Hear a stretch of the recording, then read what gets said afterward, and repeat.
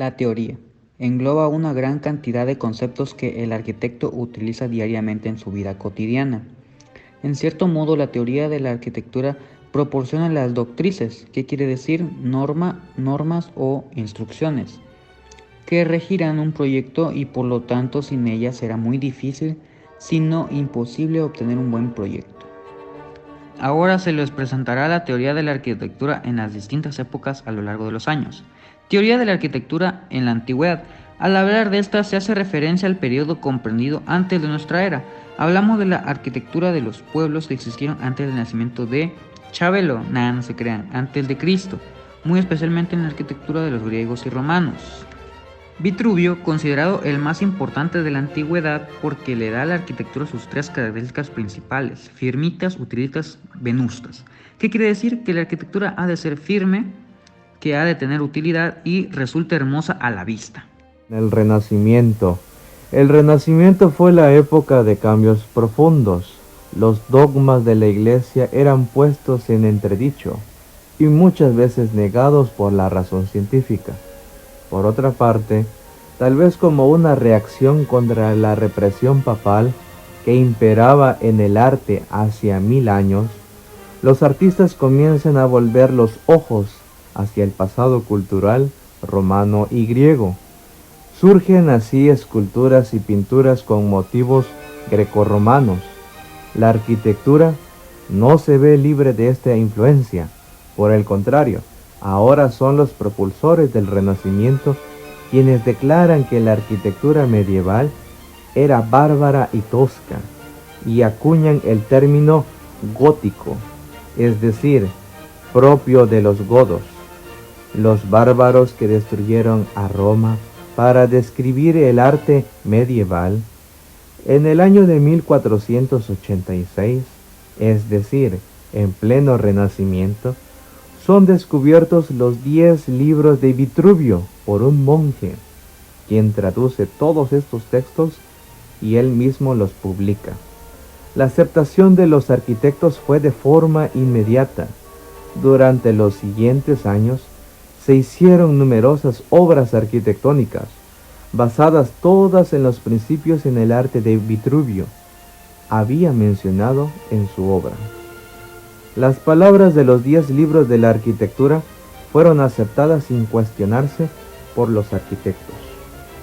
En el barroco. En este ocurre un momento especial para el arte y la arquitectura, ya que se conservan las formas clásicas grecorromanas, pero estas se deforman a propósito, se distorsionan para crear nuevas cosas a partir de las que ya se conocían.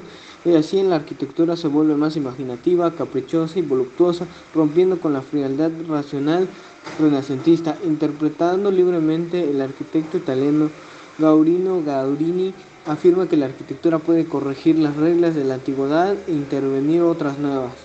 Sus tratados son la geometría, la progresión geométrica y la teoría de la arquitectura. Teoría de la arquitectura en el neoclásico. Época de la razón y el pensamiento. El barroco deja de tener carácter contemporáneo. El pensamiento del neoclásico se refleja en un nuevo gusto por la moda griega y romana. De pronto los viejos ideales estéticos de esas culturas vuelven a estar de moda.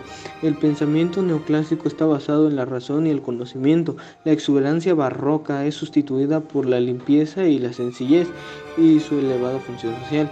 Ledoux creó una serie de directrices teóricas: la regularidad, simetría y sencillez. La teoría de la arquitectura hoy. Después del neoclásico viene una época de mucha libertad en la arquitectura. Se producen muchas corrientes con una vida más o menos efímera, y aunque algunas de estas son importantes y producen obras de gran notoriedad, ninguna se impone de manera absoluta a las demás.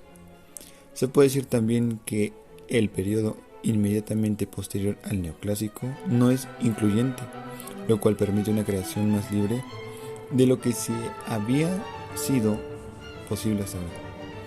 Tal era el marco histórico y social de la arquitectura a fines del siglo XIX y principios del siglo XX. En conclusión, fundamento histórico del proyecto arquitectónico. Esto nos permite como arquitectos fundamentar la factibilidad de nuestro proyecto. Si se lleva una investigación sobre el edificio y la comparamos con otros edificios similares, al analizar todo lo del edificio nos damos cuenta que tenemos bastantes datos para imaginar y pensar cómo será nuestro proyecto y cómo poder mejorarlo. y así sea mucho más funcional. Todos estos datos se comparan con las normas técnicas y el saber el porqué de lo que ya está hecho. Podemos saber sus estructuras, formas en que está hecho, flujo, circulación, esquemas de los componentes del edificio, haciendo croquis, poder hacer alzados, analizar cómo está compuesto el edificio. Eso nos dará una idea de cómo podremos componer el nuestro.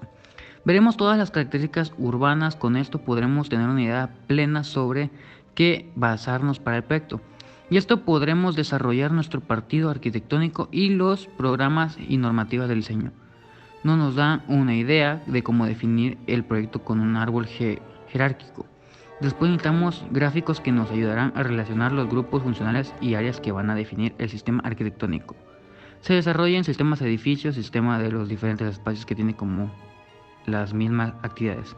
Y de ahí cada uno de los subcomponentes que terminan nuestro sistema arquitectónico. Esto determina que nuestro edificio cumpla con su momento histórico y su contexto social.